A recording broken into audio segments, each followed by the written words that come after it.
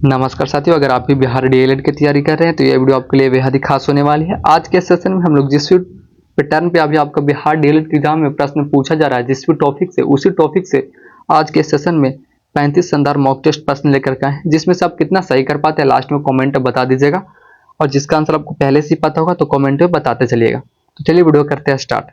तो पहला प्रश्न जो पूछा गया वो है कि ओजोन O3 परावैंगनिक किरणों को क्यों अवशोषित करती है। क्या ओजोन O3 जो होती है परावैंगनिक किरणों को क्यों अवशोषित करती है? तो क्यों अवशोषित करती है दोस्तों, इसका करेक्ट आंसर आपके यहाँ पे ये हो जाएगा।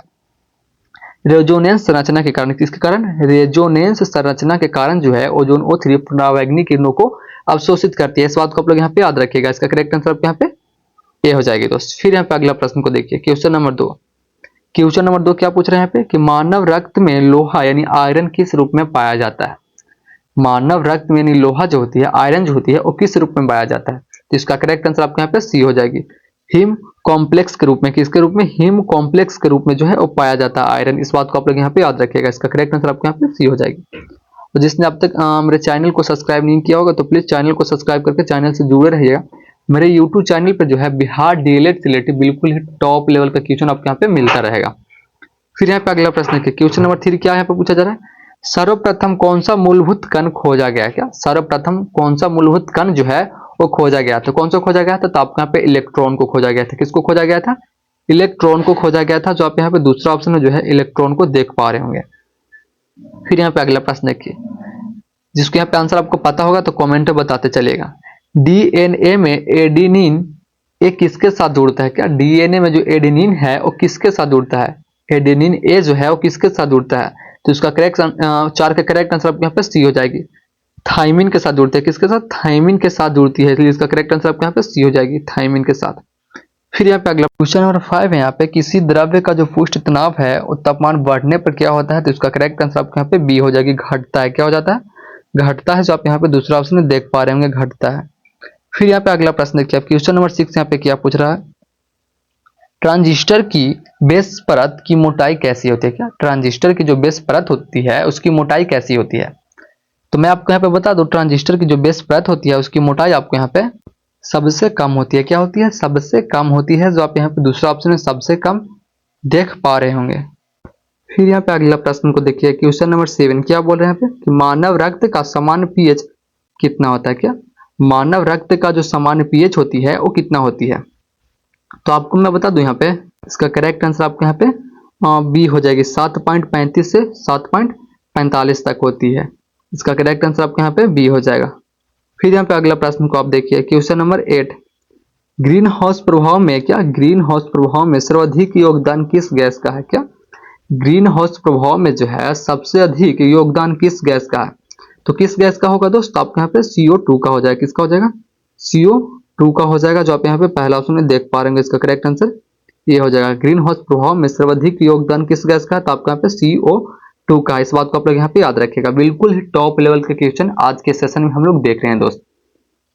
अगर ये फुल वीडियो आप यहाँ पे वॉच कर लेते हैं तो आपको यहाँ पे ये वीडियो जो है वो रामबाण साबित होने वाली है आपके एग्जाम में। फिर यहाँ पे देखिए, शरीर में थायरॉक्सिन हार्मोन किस तत्व पर आधारित है? क्या शरीर में जो थायरॉक्सिन हार्मोन होती है वो किस तत्व पर आधारित होती है? तो कौन से तत्व पर आधारित होती है दोस्त? तो 9 के करेक्ट आंसर आपके यहाँ पे बी हो जाएगी, आयोडीन पे। किस पे?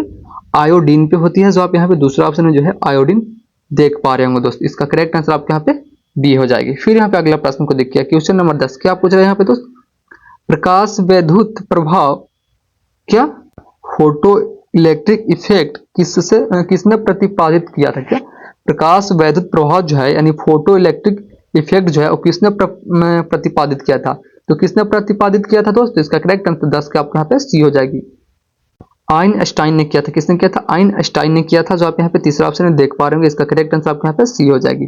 फिर यहाँ पे अगला प्रश्न देखिए, क्वेश्चन नंबर 11 क्या पूछ रहे हैं यहाँ पे दोस्त, हृदय का। क्वेश्चन नंबर 11 है कि हृदय का सिन्योटियल नोड यानी ऐसे नोड जो है वो क्या कहलाती है? तो क्या कहलाते हैं दोस्त? 11 के करेक्ट आंसर आपके यहाँ पे ए हो जाएगा, प्राकृतिक पेस मेकर कहलाती है। क्या कहलाती है? प्राकृतिक पेस मेकर कहलाती है। जो आप यहाँ पे पहला ऑप्शन में देख पा रहे हैं, हृदय का सीनियोरिटी नोड यानी ऐसे नोड जो है वो क्या कहलाती है? तो आपके यहाँ पे प्राकृतिक पेस मेकर कहलाती है। क्या कहलाती है? प्राकृतिक पेस मेकर कहलाती है। जो आप यहाँ पे पहला ऑप्शन में देख पा रहे होंगे दोस्त। फिर यहाँ पे अगला प्रश्न को देखिएगा, बिल्कुल ही टॉप लेवल का क्वेश्चन आज के सेशन में देख रहे हैं। ऐसा ही क्वेश्चन अभी आपको यहाँ पे डीएलएड के एग्जाम में पूछा जा रहा है। जिस टॉपिक से पूछा जा रहा है उसी टॉपिक से रिलेटिव आज के सेशन में हम लोग क्वेश्चन देख रहे हैं।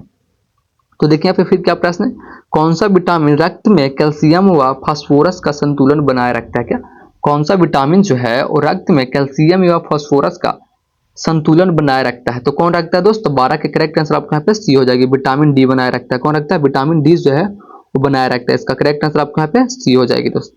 फिर यहाँ पे अगला प्रश्न है कि क्वेश्चन नंबर 13 भी क्या पूछ रहे हैं यहाँ पे, पेनिसिलिन किससे प्राप्त होती है? क्या पेनिसिलिन जो है वो किससे प्राप्त होती है? तो मैं आपको यहाँ पे बता दूं, पेनिसिलिन जो है वो आपके यहाँ पे कवक से प्राप्त होती है। किससे होती है? कवक से प्राप्त होती है। जो आप यहाँ पे पहला ऑप्शन में जो है कवक को आप यहाँ पे देख पा रहे होंगे दोस्त। पेनिसिलिन किससे प्राप्त होती है? तो आपको यहाँ पे कवक से प्राप्त होती है। फिर यहाँ पे अगला प्रश्न है कि एंजाइम किस प्रकार के यौगिक होता है? क्या एंजाइम जो है वो किस प्रकार का यौगिक होता है?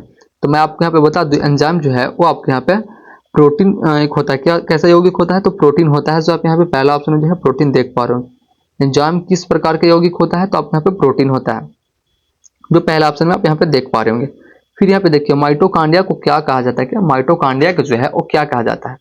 तो माइटोकांड्रिया को आपको यहाँ पे कोशिका का ऊर्जा के घर कहते हैं। क्या कहते हैं? कोशिका का ऊर्जा घर कहते हैं। माइटोकांड्रिया को क्या कहते हैं? तो आप यहाँ पे कोशिका का ऊर्जा घर कहते हैं। जो आप यहाँ पे दूसरा ऑप्शन में देख पा रहे होंगे। ऐसा प्रश्न इस टॉपिक से प्रश्न जो आपके यहाँ पे है और डीएलएड के एग्जाम में पूछा हो चुका है, इसलिए आज के सेशन में ऐसा प्रश्न हम लोग देख रहे हैं। यहाँ पे फुल वीडियो आप लोग यहाँ पे वॉच कीजिएगा। आपके यहाँ पे रामबाण साबित होने वाली है ये वीडियो आपके एग्जाम में। फिर यहाँ पे देखिए डीएनए प्राकृतिक किस चरण में होती है? क्या डीएनए प्राकृतिक जो है वो किस चरण में होती है? तो किस चरण में होती है दोस्तों? 16 के करेक्ट आंसर आपके यहाँ पे बी हो जाएगी। एस में। किसमें? एस में। जो आप यहाँ पे दूसरा ऑप्शन देख पा रहे होंगे, इसका करेक्ट आंसर आपके यहाँ पे बी हो जाएगी। फिर यहाँ पे देखिए रेडियो धर्मिकता की खोज किसने किया? रेडियो धर्मिकता की जो खोज है वो किसने किया था? तो मैं आपको यहाँ पे बता दूं, रेडियो धर्मिकता की जो खोज है वो आपके यहाँ पे बैकेरल ने किया था। किसने किया था? बैकेरल ने किया था। जो आप यहाँ पे पहला ऑप्शन बैकेरल देख पा रहे होंगे। रेडियो धर्मिकता की जो खोज है किसने किया था? तो आपके यहाँ पे बैकेरल ने किया था। फिर यहाँ पे अगला प्रश्न देखिए, क्वेश्चन नंबर 18, प्रकाश का वेग सबसे कम किस माध्यम में होता है? क्या प्रकाश की जो वेग होती है वो सबसे कम किस माध्यम में होती है? तो कौन से माध्यम में होती है? तो 18 का करेक्ट आंसर आपके यहाँ पे सी हो जाएगी। कांच में होती है। किस में होती है? आपको यहाँ पे कांच में होती है। प्रकाश का वेग सबसे कम किस माध्यम में होती है? तो आपके यहाँ पे कांच में होती है। जो आप यहाँ पे तीसरा ऑप्शन में कांच देख पा रहे होंगे दोस्त। फिर यहाँ पे अगला प्रश्न को देखिए, क्वेश्चन नंबर 19, क्या पूछा है यहाँ पे, एसी धारा का प्रभावी मान, एसी धारा का जो प्रवाही मान है उसके अधिकतम के मान बताइए। एसी धारा का जो प्रवाही मान होती है यानी आरएमएस वैल्यू, उसके अधिकतम का मान कितना होता है? तो इसका करेक्ट आंसर आपको, इसको जो करेक्ट आंसर है आपके यहाँ पे बी हो जाएगी। 0.707 गुना हो जाएगा। जो आप यहाँ पे दूसरा ऑप्शन में देख पा रहे होंगे, इसका करेक्ट आंसर आपको यहाँ पे बी हो जाएगी। फिर यहाँ पे अगला प्रश्न देखिए, क्वेश्चन नंबर 20 है, परमाणु रिएक्टर में मॉडरेटर का कार्य क्या होगा? क्या परमाणु रिएक्टर में मॉडरेटर का जो कार्य होता है वो क्या होता है? परमाणु रिएक्टर में मॉडरेटर का जो कार्य होता है दोस्त वो क्या होता है? तो आपको मैं बता दूं, परमाणु रिएक्टर में जो मॉडरेटर का कार्य होता है वो आपके यहाँ पे न्यूटन की गति का काम करना होता है। क्या होता है? न्यूटन की गति काम करना होता है। जो आप यहाँ पे दूसरा ऑप्शन देख पा रहे होंगे, न्यूटन का गति का काम करना दोस्त। फिर यहाँ पे अगला प्रश्न आप देखिए, क्वेश्चन नंबर यहाँ पे 21 है, क्या पूछ रहा है, प्रोटीन का पाचन मानव शरीर में कहाँ से पूर्ण होती है? क्या प्रोटीन का जो पाचन है, प्रोटीन का जो पाचन है मानव शरीर में कहाँ से पूर्ण होती है? तो कहाँ से पूर्ण होती है? तो इसका करेक्ट आंसर आपके यहाँ पे सी हो जाएगी। छोटी आंत से होती है। कहाँ से होती है? आपके यहाँ पे छोटी आंत से होती है। जो करेक्ट आंसर आपके यहाँ पे सी हो जाएगी, छोटी आंत से होती है। फिर यहाँ पे अगला प्रश्न को देखिए, क्वेश्चन नंबर 22 यहाँ पे क्या पूछ रहा है, क्वेश्चन नंबर 22 पूछ रहे हैं कि बायोगैस में मुख्य गैस कौन सी होती है? क्या बायोगैस में जो मुख्य गैस होती है वो कौन सी होती है? तो मैं आपको बता दूं यहाँ पे कि बायोगैस में जो मुख्य गैस होती है वो आपके यहाँ पे मीथेन होती है। कौन सी होती है? मीथेन होती है। जो आप यहाँ पे दूसरा ऑप्शन मीथेन को देख पा रहे होंगे, इसका करेक्ट आंसर आपके यहाँ पे बी हो जाएगा। फिर यहाँ पे आप अगला प्रश्न है कि क्वेश्चन नंबर 23, ध्वनि की तीव्रता किसमें मापी जाती है? क्या ध्वनि की जो तीव्रता है वो किसमें मापी जाती है? तो इसका करेक्ट आंसर आपके यहाँ पे बी हो जाएगी। डेसिबल में मापी जाती है। किसमें? आपके यहाँ पे डेसिबल में मापी जाती है। जो आप यहाँ पे दूसरा ऑप्शन में डेसिबल को देख पा रहे होंगे। ध्वनि की जो तीव्रता है वो किसमें मापी जाती है? तो आपके यहाँ पे डेसिबल में मापी जाती है। अगर जिसने अब तक मेरे चैनल को सब्सक्राइब नहीं किया होगा, प्लीज मेरे चैनल को सब्सक्राइब करके चैनल से जुड़े रहेगा। मैं आपको बता रहा हूँ, मेरे यूट्यूब चैनल पे जो है बिहार डीएलएड से रिलेटेड बिल्कुल ही टॉप लेवल का क्वेश्चन आपको यहाँ पे मिलता रहेगा। फिर यहाँ पे देखिए, प्रकाश संश्लेषण में कौन सा अंग, प्रकाश संश्लेषण में से कौन सा रंग होता है जो सबसे अधिक उपयोगी होता है? क्या होता है? सबसे उपयोगी होता है। तो कौन सा रंग होता है दोस्त? इसका करेक्ट आंसर आपका यहाँ पे सी हो जाएगी, लाल रंग। क्या लाल रंग जो होती है प्रकाश संश्लेषण में रंग जो होती है लाल रंग होती है, सबसे अधिक उपयोगी होती है। क्या आती है? सबसे अधिक उपयोगी होती है। इसका करेक्ट आंसर आपके यहाँ पे सी हो जाएगी। फिर यहाँ पे अगला प्रश्न देखिए, क्वेश्चन नंबर 25 यहाँ पे कि लोहा यानी आयरन जो है जंग क्यों खाता है? लोहा यानी आयरन जो है वो जंग क्यों खाता है? तो 25 को जो करेक्ट आंसर है वो आपके यहाँ पे ए हो जाएगा। ऑक्सीकरण से, किसके कारण? ऑक्सीकरण से। जो आप यहाँ पे पहला ऑप्शन में ऑक्सीकरण देख पा रहे होंगे।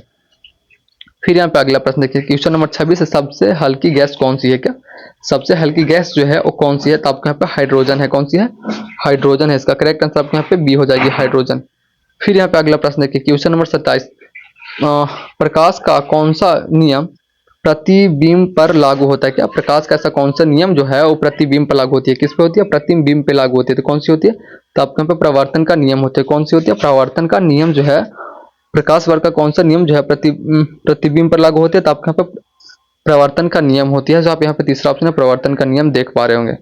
फिर यहाँ पे अगला प्रश्न है, रेडियो तरंगों का आविष्कार किसने किया था? क्या रेडियो तरंगों का जो आविष्कार है वो किसने किया था? तो मैं आपको यहाँ पे बता दूं, रेडियो तरंगों का जो आविष्कार है वो आपके यहाँ पे हर्ट्ज ने किया था। किसने किया था? हर्ट्ज ने किया था। जो आप यहाँ पे दूसरा ऑप्शन में हर्ट्ज देख पा रहे होंगे। इसका करेक्ट आंसर आपके यहाँ पे बी हो जाएगी। फिर यहाँ पे अगला प्रश्न देखिए, शरीर में सबसे कठोर पदार्थ कौन सी होती है? मानव के शरीर में जो सबसे कठोर पदार्थ होती है वो कौन सी होती है?